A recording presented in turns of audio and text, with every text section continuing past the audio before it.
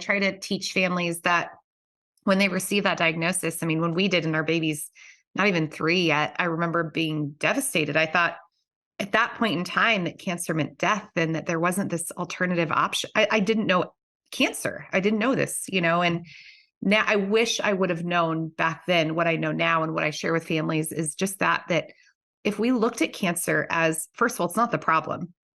Cancer is not the problem. That's just the label that we get.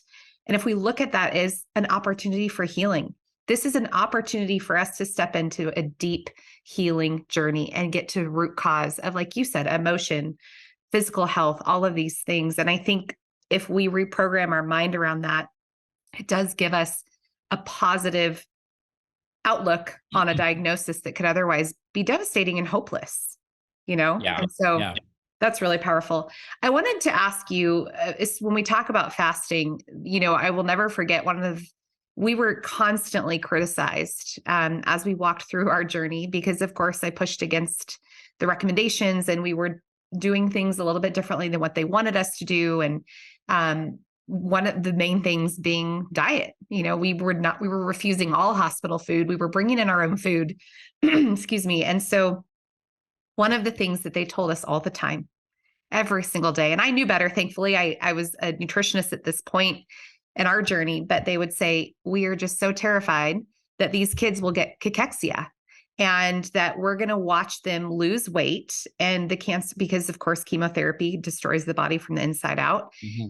And their biggest fear from a diet nutrition standpoint is cachexia, which I can understand that. So my question for you is, and maybe not necessarily right now in regards to children, but let's talk about adults. Mm-hmm. When I bring up fasting, these cancer thrivers are in their mind immediately going, but my doctor has said I can't lose weight.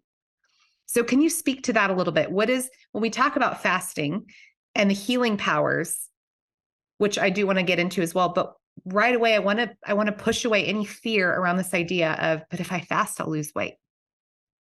Yeah, for sure. And so, and fasting is really ancient medicine. I mean, it's something all of our ancestors did. I consider the most powerful, most inexpensive and ancient form of really healing strategy that we know.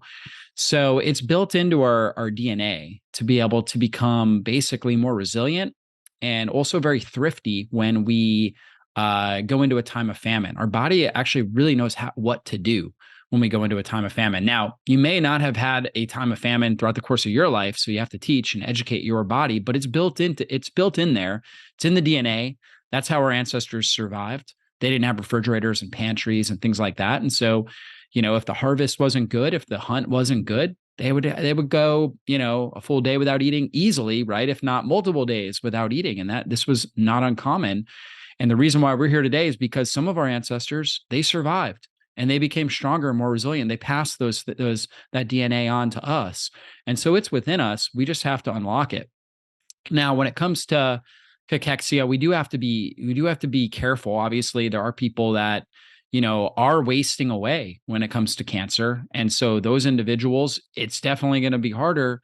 For those individuals, I'm recommending more of like a ketogenic style diet, really lower in sugar, right? And that's probably the main thing: sugar, bad fats, and chemicals that we're trying to avoid.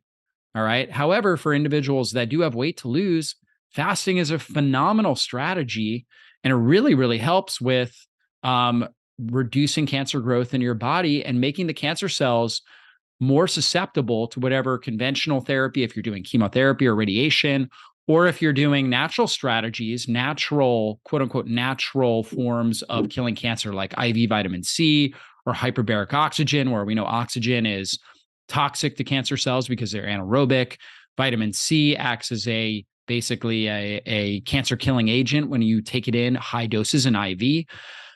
So the chemotherapy and the radiation, as well as the oxygen and the vitamin C, right? They're getting into your body and having kind of a systemic impact. When you fast, it helps them isolate and localize their impact into the cells that are most susceptible, because they're not getting the continuous supply of glucose they're weaker and they're also, in a sense, more greedy to uptake whatever's coming into the bloodstream. And so it really helps target those cancer cells.